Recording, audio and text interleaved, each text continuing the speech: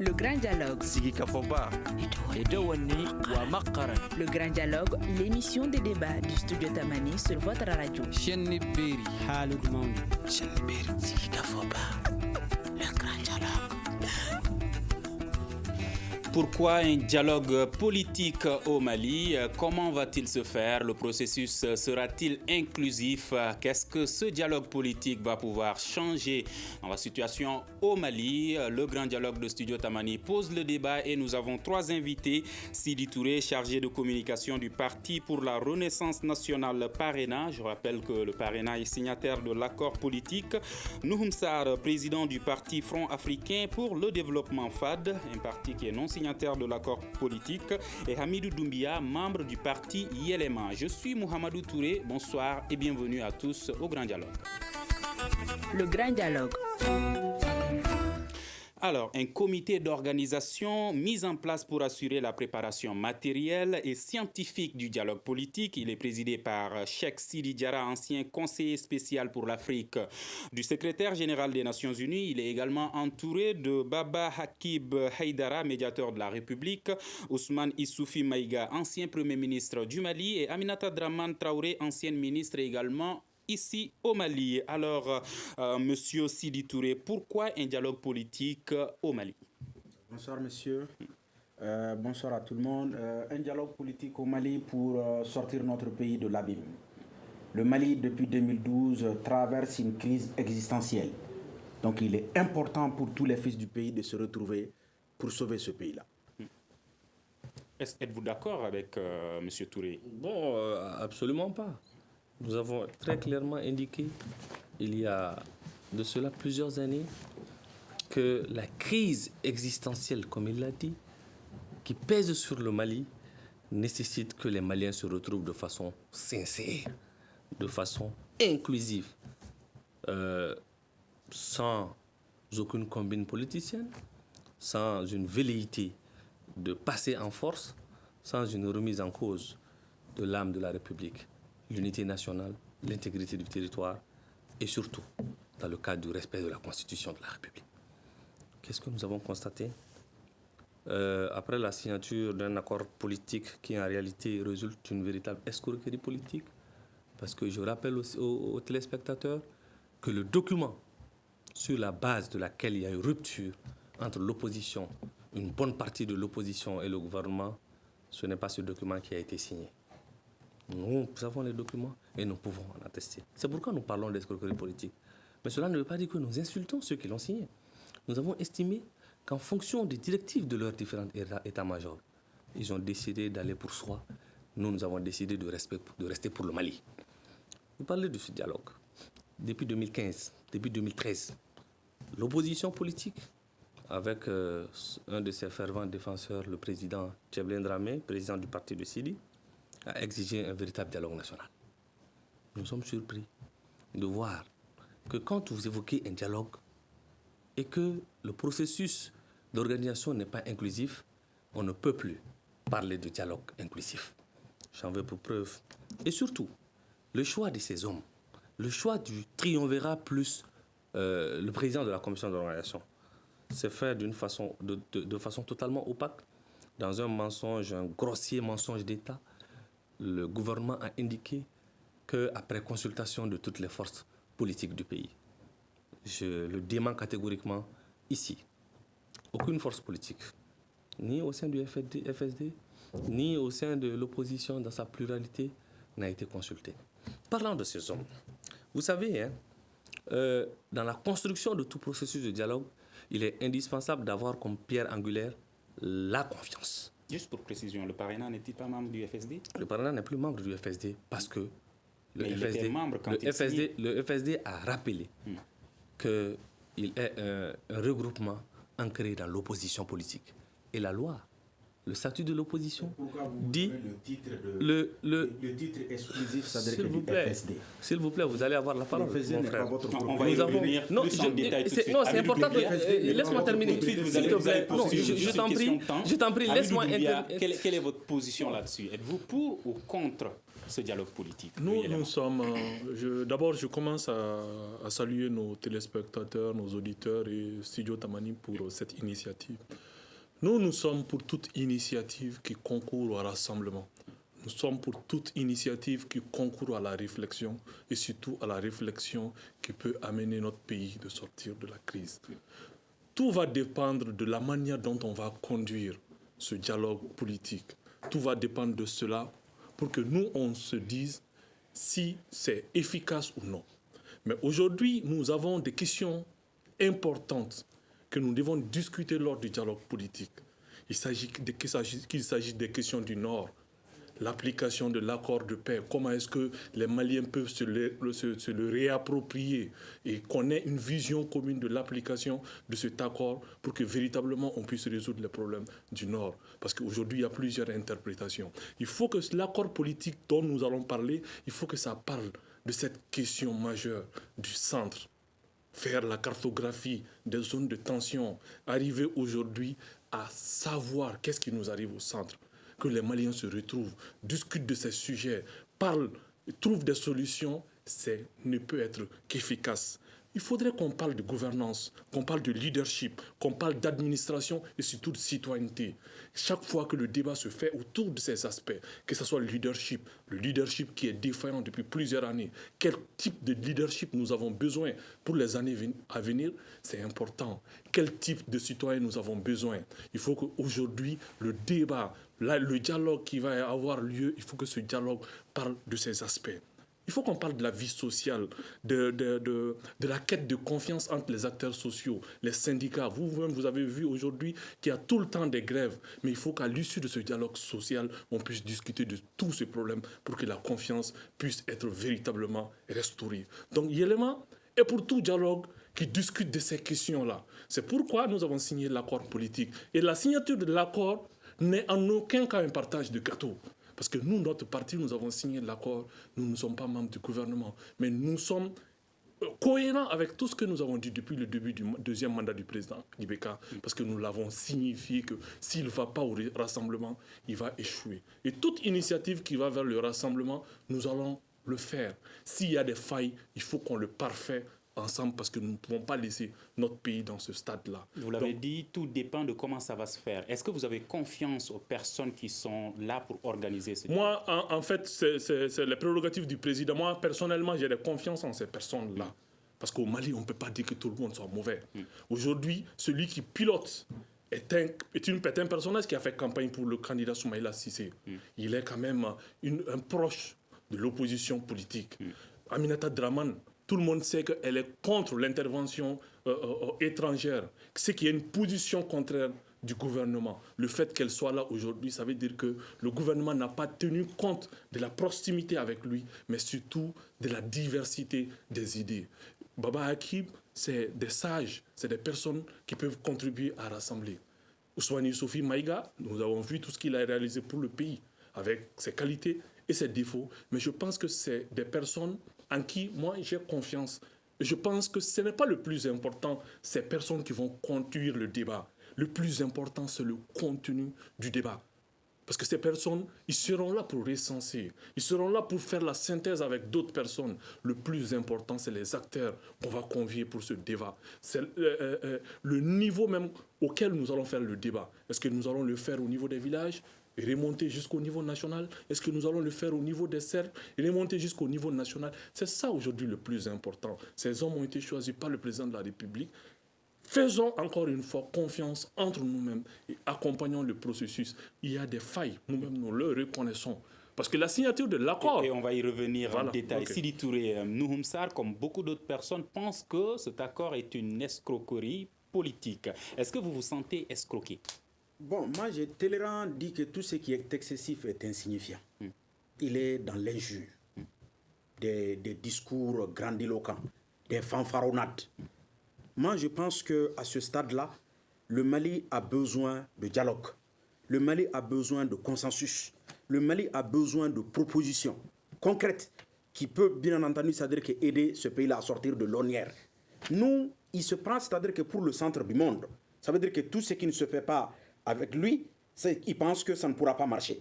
il ne peut pas passer tout son temps dans un débat, c'est-à-dire que nous qualifier d'escrocs politiques. S'il y a escroquerie politique, ils ont été les premiers. Il a participé à la première réunion qui a rédigé la première mouture, bien entendu, qui a abouti à cet accord politique-là. Ce jour-là, est-ce qu'il s'est opposé? Mais il dit que cet accord ne reflète pas les conclusions de cette rencontre. Comment ça ne peut pas refléter? D'autant plus que c'est un accord qui a été négocié d'arrache-pied par les deux parties. Et la première rencontre, c'est Soumaïla Cissé qui a représenté, c'est-à-dire que l'opposition. Le président Ibeka lui a dit, je suis à un niveau où, c'est-à-dire que je n'en peux plus, aidez-moi à sortir le pays des difficultés. Et donnez-moi des noms qui vont rentrer dans le gouvernement. Soumaïla a dit que nous, on ne fonctionne pas de la sorte. Il faut un accord politique assorti d'une feuille de route. Sur la base de ça, nous allons rentrer dans le gouvernement. M. Muntaka Tall a rédigé le premier draft et le document a été envoyé par Muntaka Tall. Il a participé à la réunion. Ce jour-là, il n'a pas parlé d'escroquerie politique. Donc, il ne peut pas passer tout son temps à insulter les gens. Nous ne sommes pas des escrocs politiques. Le parrainat est ce parti-là. Depuis l'arrivée, le premier mandat d'Ibeka, le Mali, 7 mois dans l'impasse, et au-delà de l'accord d'Alger. Et le dernier document en date, c'est par rapport à la crise du centre. Nous n'avons jamais, on a passé tout notre temps à critiquer ce régime-là, mais on a fait des propositions. Et le fondement de notre position, c'est quoi? On a dit, dialoguons. Appel, c'est-à-dire que tous les fils du pays pour qu'on se retrouve au chevet du Mali. Donc nous qualifier, c'est-à-dire que d'escrocs politiques, ça veut dire que c'est nous mépriser à la limite. Donc, qu'est-ce que lui, il propose par rapport à la situation actuelle? Il passe tout son temps à critiquer. Il n'a aucune proposition pour ce pays-là. Donc, on ne peut pas accepter à ce que nous, ça, à tout moment, dans les débats politiques, c'est-à-dire qu'il se donne la latitude, bien entendu, c'est-à-dire que d'être le directeur de conscience des gens. Nous sommes un parti autonome. Nous sommes des hommes et des femmes libres. Un parti autonome, même si certains pensent aujourd'hui que vous défendez. Vous l'avez dit, le parrainat est un des partis qui a critiqué le pouvoir aujourd'hui. Oui. Certains pensent que c'est parce que le parrainat également fait partie du gouvernement aujourd'hui qu'il le défend. Pas du tout. Pas du tout. Et cet accord politique-là, on l'a signé sur la base de la décision prise par le président Soumaïla Cissé lors de sa rencontre avec Ibeka. Ce jour-là, j'ai participé au comité directeur du parrainat. Si tel est le cas, Soumaïla, c'est-à-dire qu'il a pris une bonne décision. S'il y a un dialogue politique assorti d'une feuille de route, le parrainat est prêt à rentrer dans le gouvernement. Et après, nous avons négocié et on a abouti, c'est-à-dire qu'à un accord politique. Et dans cet accord-là, nos propositions, au moins à 60, voire 70%, ont été prises en compte dans cet accord-là. Et il nous qualifie, c'est-à-dire que d'escroc politique.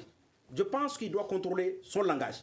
Un responsable, quelqu'un qui veut gérer ce pays-là, dans les années à venir, ne peut pas passer tout son temps à insulter des gens et au même moment, il n'a aucune proposition, c'est-à-dire à faire pour sortir le pays des difficultés. Quelqu'un qui est raisonnable, sensé. Le Mali est aujourd'hui en lambeaux. Nous avons perdu, c'est-à-dire que les 2/3 de notre territoire. Au lieu de travailler, c'est-à-dire que pour faire appel à tous les fils du pays, pour qu'on se retrouve pour sauver le pays, non. Il est tout simplement, c'est-à-dire que dans l'esquive, il est dans les invectives et dans les insultes. Maintenant. Donc nous demandons à Moussar de nous faire des propositions au lieu de nous insulter. À vous, Moussar. Merci beaucoup. Je pense que c'est-à-dire la plus grande fanfaronnade, c'est ne pas savoir garder ses ardeurs pour soi. La plus grande fanfaronnade, c'est de ne pas pouvoir parler calmement quand on parle aux téléspectateurs maliens. J'insiste, je persiste, je signe. Cet accord politique est un accord d'escroquerie politique. J'en viens. Vous ne nous avez pas interrompu. Vous savez, le premier draft a été proposé par le FSD. Mais ce qu'il ne vous dit pas, ce qu'on ne lui a certainement pas dit, parce que j'ai échangé avec son chef, c'est que le lendemain, le Premier ministre a jeté cela à la poubelle. Et avec confirmation, avec un texto de confirmation, pour dire que le document que nous allons vous envoyer est un document qui annule votre document. Que s'est-il passé?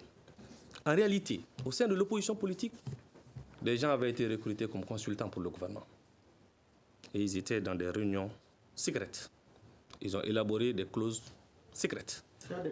Et nous allons apporter. Je vous le dis, des gens ont été. L'histoire retiendra, l'histoire va révéler le nom.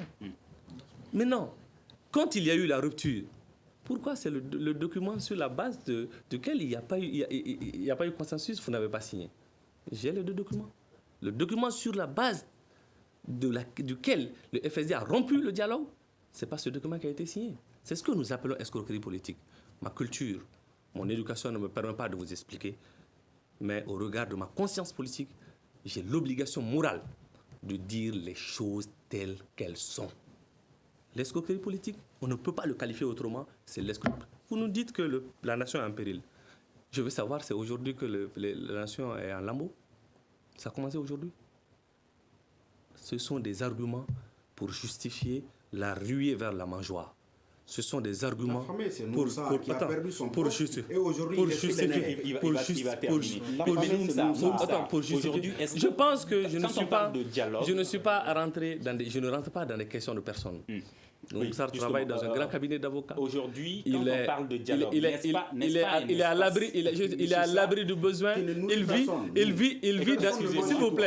vit dans une maison qui n'a rien à envier à celle d'un ministre de la République. D'accord. Je vous le dis, qu'il garde ses ardeurs pour lui. Non, je vous le dis. Aujourd'hui, est-ce que le dialogue n'est pas également un espace pour discuter de tout cela? Laissez-moi quand même répondre. J'ai posé une question. À une maison dont un jardin fait 600 mètres carrés. Je me suis rendu chez beaucoup l'objectif du débat, donc c'est pour vous dire, c'est pour vous dire ici que quand M. Touré indique qu'il y a nécessité d'un dialogue, mais ils veulent rafistouler. Vous avez évoqué ici les 3 personnes. Noum Sarr n'invente rien. Le président de la République, en 2015, parlant de Cheikh Sidi Diarra, je cite en Conseil des ministres, parce que l'épisode, c'est quand M. Kadjougé a été nommé après qu'il ait démissionné. C'est M. Cheikh Sidi Diarra qui a été proposé par le gouvernement avec un décret à l'appui. Le président de la République a demandé d'abroger ce décret en plein Conseil des ministres, disant ceci. Cheikh Sidi Diarra, je le connais bien, c'est un incompétent. C'est quelqu'un qui ne peut pas faire face à l'organisation. Je m'arrête là. Aminata Draman Traoré, M. Ibrahim Bokar Keïta et Aminata Draman étaient dans le même gouvernement sous Alpha. Il l'a sorti pour des motifs que je ne révélerai pas ici. M. Baba Akib Haïdara, je n'ai rien contre ses personnalités. C'est lui qui a organisé, qui a été la cheville ouvrière de la conférence d'entente nationale. Pour quels résultats nous vivons aujourd'hui? Cela. Youssouphi Maïga, pour lequel j'ai d'énormes estime et de respect, comme pour tous les autres. À la prise de fonction de M. Ibeka, la première personne, le premier président du conseil d'administration qu'il a relevé, pour des raisons qui indiquent clairement qu'il n'est pas en mesure de faire face à cela, c'est Youssouphi Maïga. Donc, nous ne sommes pas dans des questions de personnes, nous sommes dans des questions de principe. Quand en 2015, vous dites clairement en plein conseil des ministres que quelqu'un est incompétent pour organiser le sommet France-Afrique, en 2017 à 2019, vous ne pouvez pas regarder les Maliens et dire que ce même est compétent pour organiser une conférence, un dialogue national qui va dessiner l'avenir du pays. Le faire, c'est qu'il y a un problème dans la tête de quelqu'un. Donc, nous sommes dans les questions de principe. Nous ne sommes pas des rafistoleurs. Nous ne sommes pas des gens des courtisans. Nous ne sommes pas des gens qui vont à la frette. Donc c'est important que l'on dise les choses. Concrètement, vous savez, qu'est-ce qui vous gêne? Nous avons indiqué. Qu'est-ce que vous n'aimez pas dans ce dialogue politique? Nous avons dit clairement que les bases d'un dialogue doivent être sincères. Vous savez, la réussite d'un dialogue se construit autour de la confiance. Et pour notre part, nous n'avons pas confiance. Il a indiqué que Cheikh Sidi appartenait à l'opposition. Vous n'avez pas Mais les conditions dans lesquelles l'accord a été signé, tout le monde le sait, l'histoire va le révéler. Oui, vous n'avez pas confiance en qui? Nous n'avons pas confiance en l'équipe d'organisation parce qu'ils ont été choisis dans des conditions de non-inclusivité. D'accord. Donc, Touré, pour terminer, un dialogue national inclusif se prépare de façon inclusive. Tout autre chemin, c'est une fuite en avant. Qui pose une question. Il dit, je suis du ILMA, mais l'accord politique, c'est juste un système de partage de gâteaux. Donc l'opposition et la majorité seront comptables de la gestion du pouvoir pendant ce dernier quinquennat. C'est une question de lecture. Vous savez, un parti politique, c'est des militants. Et des militants, c'est des diversités. Et au Mali, les gens ont plutôt tendance à croire à l'intox qu'à la réalité. Quand vous écoutez Noum Sarr, vous avez l'impression qu'il est en train de dire la vérité alors qu'il dit beaucoup de contre-vérités. Et les militants qui écoutent ce genre de discours ont tendance à se laisser aller. Sinon, le dialogue politique. Nous avons déjà eu un gouvernement d'union nationale au Mali, sous Amadou Toumani Touré, que les gens ont traité de partage de gâteaux. Il n'y avait pas de cap. Aujourd'hui, la différence, c'est que ce dialogue politique a un chronogramme.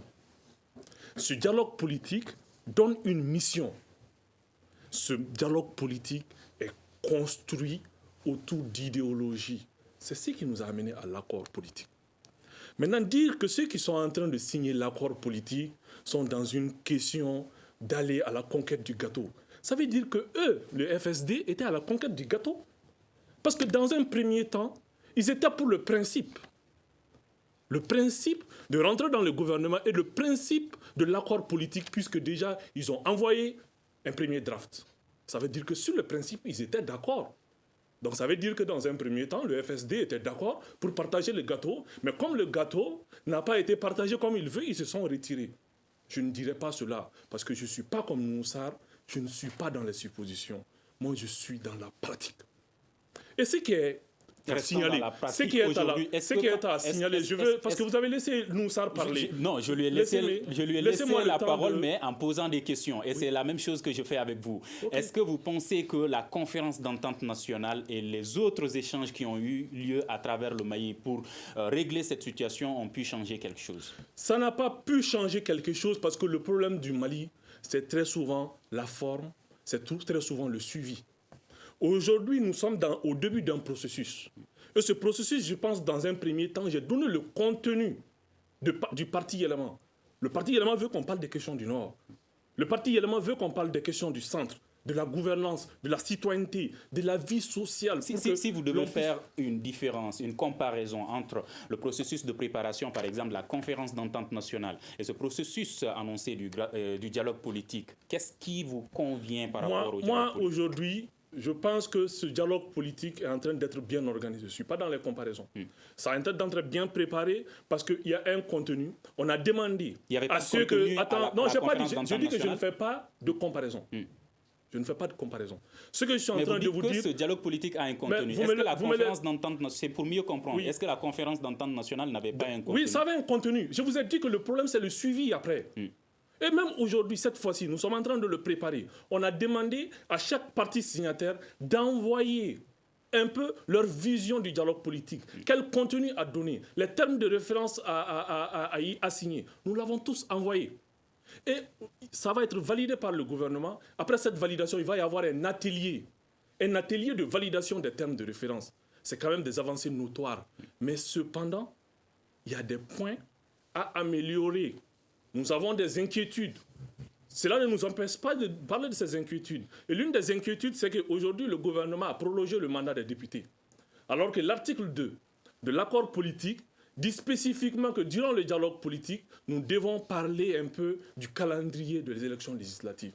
C'est comme si le gouvernement, de manière unilatérale, nous impose ce calendrier-là. Et c'est pour moi une violation de l'accord politique. Donc pour vous dire que nous sommes dans une question de principe. Malgré qu'on soit signataire de l'accord politique, nous disons nos vérités au gouvernement. D'accord. Sidi Touré, quand une partie de la classe politique est contre ce dialogue politique et quand une partie des Maliens également n'est pas d'accord avec ce dialogue politique, est-ce que ce n'est pas une inquiétude? Bon, c'est le prétentieux Noussar qui est contre, bien entendu, c'est-à-dire que le dialogue politique, qui pense que... Est-il le seul? Le Mali se résume à sa seule personne. Mais est-il le seul? Et le président Soumaïla Cissé, à ma connaissance, n'a jamais dit qu'il ne participera pas, bien entendu, au dialogue politique. L'URD, c'est déjà, c'est-à-dire qu'il a fait une retraite pour réfléchir sur les réformes à faire dans ce pays-là.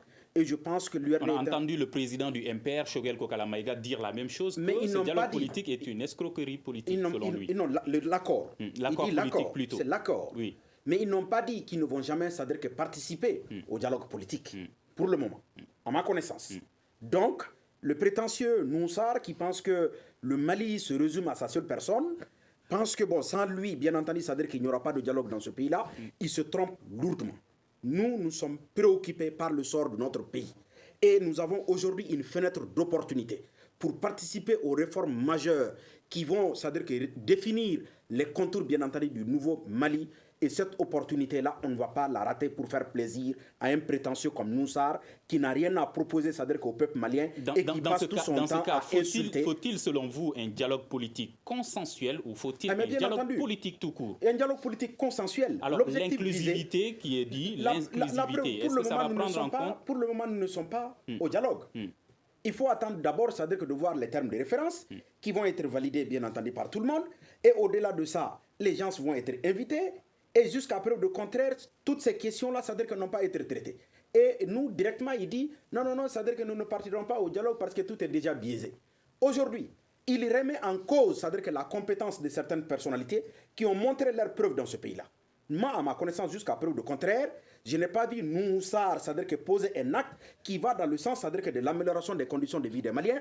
Il est tout simplement, c'est-à-dire que le président d'un parti protestataire, permanemment, il est dans la contestation et dans l'invective. Un homme qui veut être un homme d'État, en un moment donné, doit être capable de dépassement. Ça veut dire quoi? Il y a eu des choses. Nous avons critiqué Ibeka, mais arrivé à un certain niveau, il faut faire face à l'essentiel. Le Mali est au-dessus, bien entendu, de nous tous. Et il faut oublier, c'est-à-dire que c'est querelle mesquine et faire face à l'essentiel. Et l'essentiel pour nous, c'est quoi? C'est de sauver le Mali. Et on ne va pas laisser, c'est-à-dire que Moussar, bien entendu, passer tout son temps à insulter les gens parce qu'il n'a pas le monopole du verbe. D'accord. Quelles sont vos propositions, Moussar, pour que... S'il y a quelqu'un qui insulte ici, oui, c'est bien, M. Touré. on va éviter. Mais avant, non, c'est important, monsieur. Quelles sont vos propositions chers journalistes, c'est important. Ils sont deux de la majorité. C'est important que j'affirme ici. Je dis, attends, ils sont deux de la majorité parce que tous ceux qui ont adhéré à l'accord politique sont en réalité de la majorité. Aujourd'hui, s'il y a quelqu'un ici qui dit des contre-vérités, c'est bien M. Doumbia. D'accord, mais je vais vous dire ici. Non, il ne faut pas qu'on laisse les téléspectateurs dans l'erreur. Le gâteau, ce n'est pas Moussar qui l'a inventé. En 2017, à Kangaba, M. Ibeka a clairement dit que beaucoup sont venus dans mon gouvernement. Ils se sont remplis le ventre. Ils ont mangé, ils se sont remplis la poche. Ils sont partis sans faire la vaisselle. Alors, ça ne vient pas de Moussar. C'est leur chef qui a dit cela. Donc, vous dire que ce n'est pas un gâteau, vous contredisez Ibeka et vous ne dites pas la vérité aux Maliens. Par là de monsieur. Quel est votre Touré. Non, Touré, c'est important. Je vous donne la solution. J'en viens à la solution. Vous savez, non, attendez. Touré, vous les avez. Touré, vous les avez laissés. Vous les avez laissés évoquer des choses contre vérité. On te dit de parler de solutions. On te dit de parler de solutions. Tu n'as pas de solution. Il a parlé de président de facto et président de fait. Parle des solutions, mon cher ami. Aujourd'hui, ils sont au gouvernement. Quelles sont les raisons qui sont s'il vous plaît, va terminer. Je vais vous dire ici, les solutions. Nous disons clairement qu'il faut un véritable dialogue national. Pour le faire, il est indispensable que les acteurs rétablissent la confiance. La confiance, ils l'ont brisée. Première proposition, rétablissons la confiance par tout mettre sur la table, y compris le choix de l'organe dirigeant. Voici la première proposition. Deuxième proposition, nous demandons tout de suite. Ils ont indiqué que le pays est en lambeaux. Nous demandons tout de suite de faire un déploiement conformément aux règles de l'art dans le centre du pays pour arrêter l'hémorragie. Troisième proposition, nous demandons de commencer par réduire la taille du gouvernement pour faire baisser l'hémorragie financière. Je vais aller dans des propositions. Quatrième proposition, nous demandons de respecter la loi en ne prorogeant pas le mandat des députés, en revenant dans la Constitution. Donc, quand quelqu'un dit qu'il n'y a pas de proposition, je pense qu'il y a quelque chose qui ne va pas quelque part. Moussar l'a dit. La question n'est pas Moussar. Je ne suis pas ici le représentant de Soumaïla Cissé. Monsieur Touré, il va terminer. Je ne suis pas membre de l'URD. Je suis du FAD. Monsieur a indiqué que le FAD n'est pas un parti. On sait bien ici, au Mali, comment se construisent les grands partis. Un parti a été créé il y a 6 mois. Ils ont aujourd'hui 15 députés parce qu'on achète les députés. On achète les conseillers. Nous sommes l'incarnation de l'idéal politique qui conquérera le cœur des Maliens dans la transparence, dans la loyauté et sur la voie de l'honneur. Nous ne sommes pas des apprentis sorciers. Nous ne sommes pas des apprentis sorciers qui aujourd'hui tiennent tel discours, qui demain disent bon, autour du pays, nous allons nous retrouver, qui après-demain vont dire nous sommes venus pour l'aider, mais ils n'ont pas pu. Il faut que les Maliens comprennent. Touré, il faut que les Maliens comprennent que de l'entrée de l'aile dissidente du FSD au gouvernement, la situation s'est empirée. D'accord. Jamais au Mali, 3 villages n'ont été successivement détruits. Alors, est-ce que jamais au Mali. Avec donc ils ont apporté un malheur à M. Ibeka, qui aujourd'hui n'a que ses yeux pour pleurer. Merci Sarr. Alors aujourd'hui, Amidou, est-ce que ces propositions Vous les tenez en compte? Les propositions, moi je ne suis pas membre de la majorité présidentielle. Et dans aucune partie de l'accord politique, il n'est dit que les signataires sont membres de la majorité présidentielle. C'est pourquoi il faut respecter ce peuple-là. Il faut arrêter de tenir des contre-vérités. Aujourd'hui, s'il y a un parti qui a été le premier à parler de la réduction du nombre des membres du gouvernement, c'est le parti Yelema. Le communiqué que nous avons fait après la mise en place du gouvernement demande une réduction du membre du gouvernement. Et nous sommes même allés plus loin. Nous avons dit que dans la constitution du Mali, de même exiger à ce que le gouvernement ne dépasse pas 25 membres. Ça, ce sont des propositions du parti Yelema il y a très longtemps. Un parti sur des valeurs, sur des idéologies. Mais ce n'est pas un parti seulement qui ne tient que par ses débatteurs. Ce n'est pas un parti qui a été créé seulement pour venir sur les plateaux TV. Mais c'est un parti qui a été créé pour aller vers la conquête du pouvoir. Tu ne peux pas être un parti politique et ne pas participer aux échéances électorales. Si le Mali était un pays, sérieux, le FAD n'allait pas exister. Des différents partis. On va revenir par rapport au dialogue politique. Et j'ai une question qui est très précise. Aujourd'hui, quand on voit les hommes politiques de façon générale, allons au-delà du gouvernement, quand on voit les hommes politiques qui n'arrivent pas à s'entendre, comment ces hommes politiques vont faire de telle sorte que les Maliens puissent s'entendre autour de l'essentiel? Les hommes politiques ne parviennent pas à s'entendre parce qu'il y a l'essentiel de la classe politique qui a un agenda caché. Aujourd'hui, nous sommes dans une phase où Yelema est en train de réfléchir comment est-ce qu'on peut aller vers le rassemblement. Mais tandis que d'autres sont en train de penser aux échéances de 2023. Nous sommes dans une phase où certains partis pensent à sauver le pays, où d'autres pensent à la subsistance de leur parti, parce que s'il n'y a pas d'opposition, leur parti n'existe pas. Parce que leur parti ne tient seulement qu'à l'existence de l'entité FSD. Ils ne sont rien. Ils n'ont pas de militants. Ils ne travaillent pas dans le fond. Donc aujourd'hui, ce qui est le plus important... Juste pour mieux comprendre, vous avez dit tout de suite qu'un parti, normalement, est créé pour la conquête du pouvoir. Oui. Vous dites que Yelema est en train de travailler pour que les Maliens se retrouvent, alors que d'autres partis sont en train de préparer 2023. Est-ce que Yelema ne prépare pas la conquête du pouvoir en 2023 ? C'est une question de priorité. Il y aura un moment où il faut préparer, mais il faut sauver le pays aujourd'hui. Si tu penses à 2023, est-ce que le Mali va exister avant 2023 ? C'est cette réflexe que nous devons avoir. C'est cette fibre patriotique qu'il faut réveiller. C'est pourquoi le parti Yelema, aujourd'hui, met son agenda politique de côté. C'est pourquoi le parti Yelema, aujourd'hui, ne regarde pas la tête d'Ibeka, la tête de Tcheblin Dramé. Sinon, nous sommes les premiers à avoir critiqué ce système. Mais à un moment donné, il faut venir donner ses idées. Et le parti est un parti d'idées. Et je vous le précise, le parti Yelema a signé l'accord politique, mais le parti Yelema n'a pas voulu rentrer dans le gouvernement. D'accord. Alors, Sidi Touré, si les hommes politiques n'arrivent pas à s'entendre, est-ce que ces hommes politiques pourront faire de telle sorte que les Maliens puissent s'entendre ? Mais bien entendu, on doit travailler pour que les Maliens puissent s'entendre. Mais si les hommes politiques eux-mêmes qui sont conscients, qui disent être conscients de la situation, n'arrivent pas à s'entendre. Dans mon intervention, j'ai parlé de dépassement. Pour quelqu'un qui veut être un homme d'État, en un moment donné, il faut faire face à l'essentiel. Quand, c'est-à-dire que le pays brûle, on doit faire face, c'est-à-dire que d'abord, à l'essentiel. Mais aujourd'hui, il y a certains, jusqu'à preuve de contraire, qui sont toujours dans la protestation, dans la contestation, dans l'invective, dans l'insulte, dans l'injure. Et ils ne sont pas capables de faire des propositions, c'est-à-dire que concrètes, pour que le pays puisse sortir de l'abîme. Aujourd'hui. Mais ces propositions qu'il vient de faire, est-ce que vous pensez que c'est des propositions c'est du classicisme. Comprenez. C'est du classicisme. Mais son point fort, c'est l'invective. Depuis, c'est-à-dire que son intervention, qu'est-ce qu'on a remarqué ? Il passe tout son temps à insulter les gens. Donc son parti n'est rien d'autre qu'un parti protestataire, mais ce n'est pas un parti de proposition.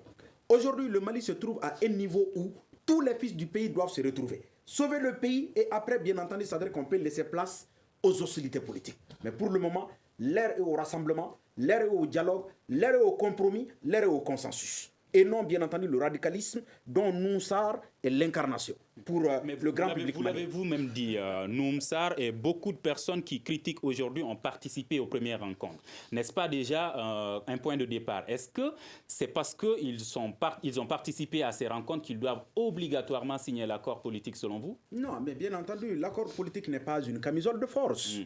Mais simplement, autour de l'essentiel, les Maliens doivent se retrouver. Par exemple, je ne peux ne pas signer l'accord politique, mais ça ne veut pas dire que je suis condamné à ne pas participer au dialogue. Ça n'a rien à voir. L'accord politique, que vous allez participer au dialogue? Ça n'a rien à voir. Le dialogue, c'est-à-dire que c'est pour refonder. C'est pour refonder. C'est Noussar ou le FSD qui parle? Je ne suis pas ici au nom du FSD. Ah, je vous le dis clairement. Okay. Monsieur Touré, permettez-moi de faire un rappel à Monsieur Doumbia.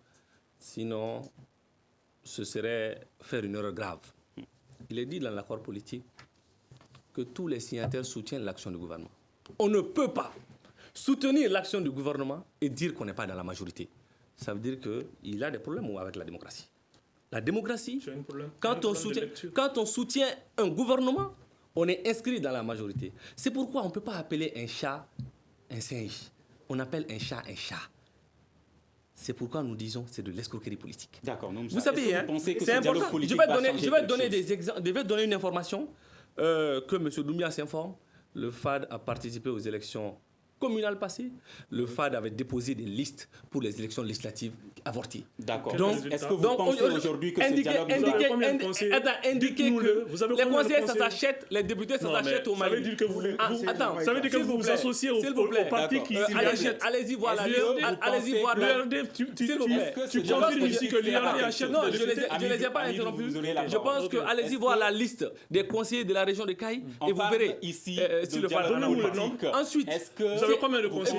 Écoutez, ce dialogue politique sert à quelque chose? Donc, non, ce dialogue politique, sous ce format, le processus engagé ne servira à rien. Je donne ces informations.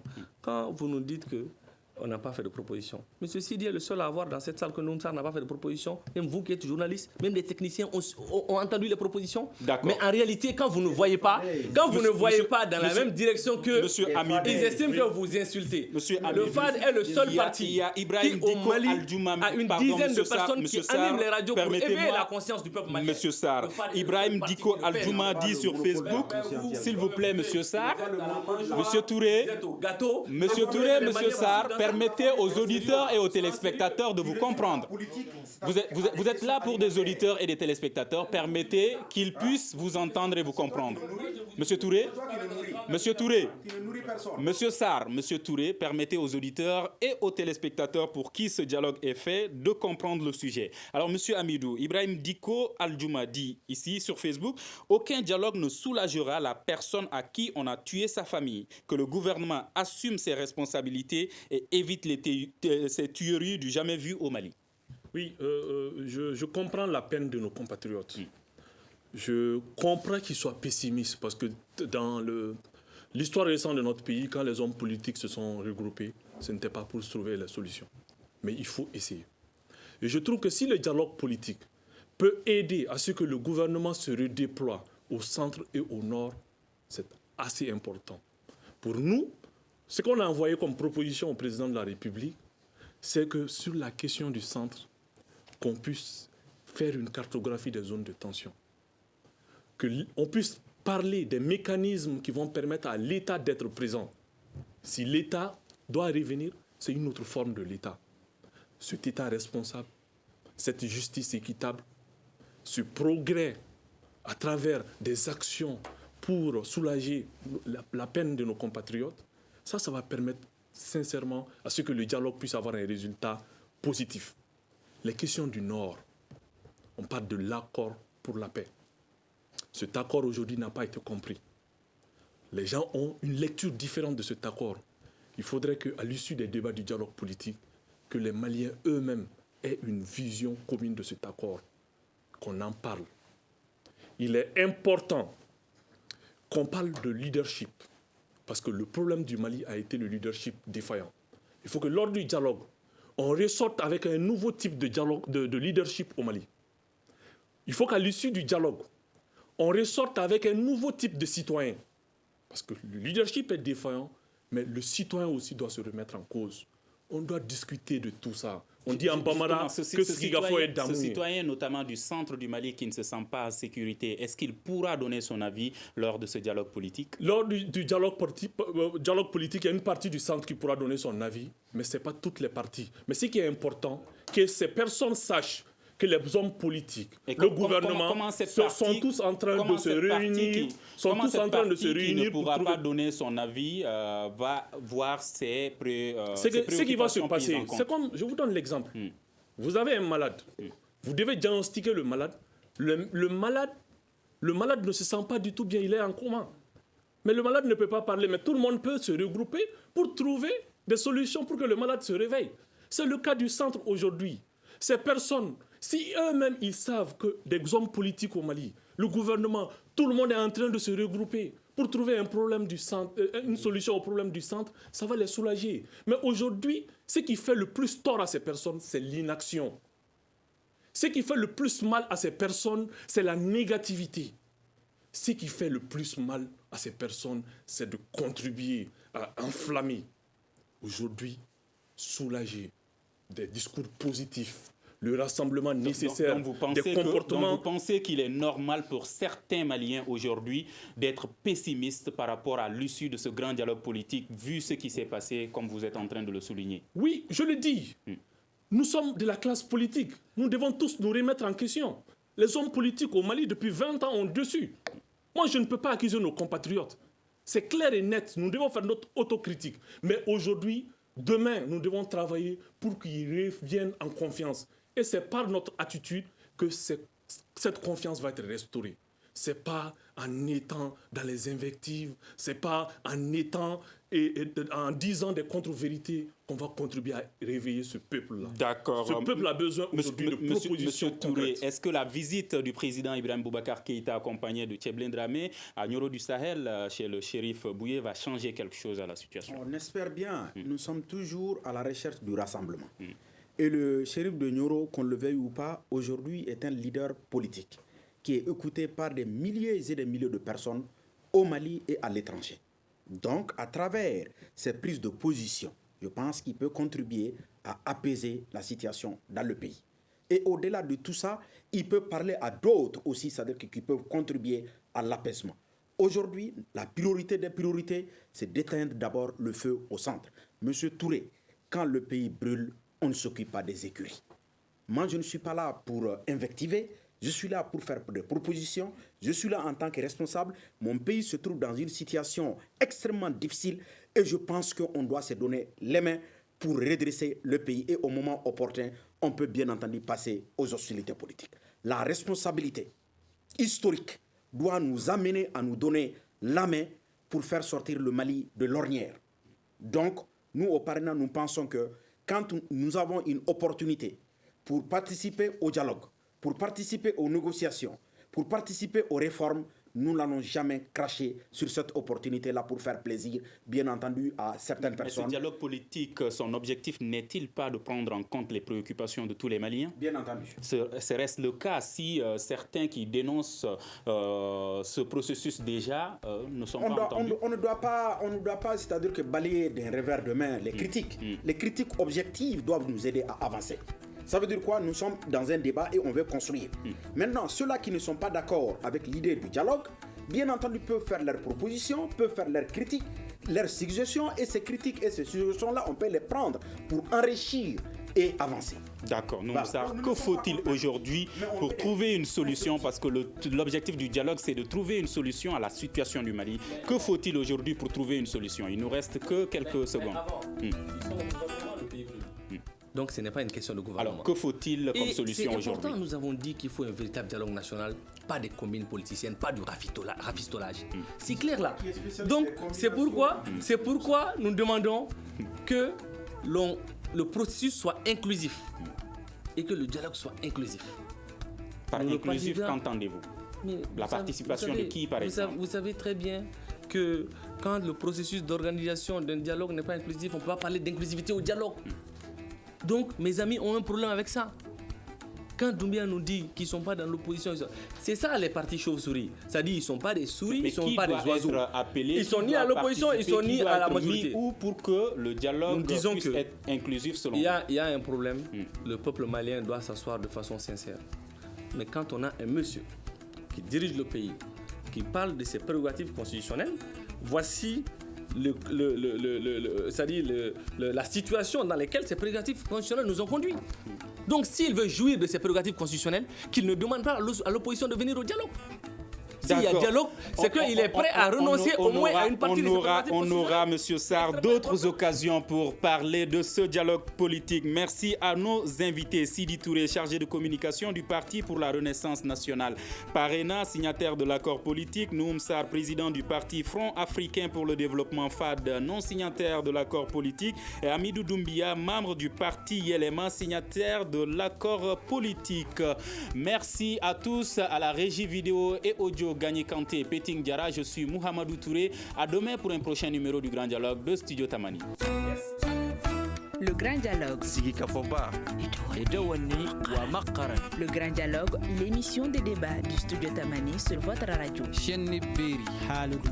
Sigi Kafoba.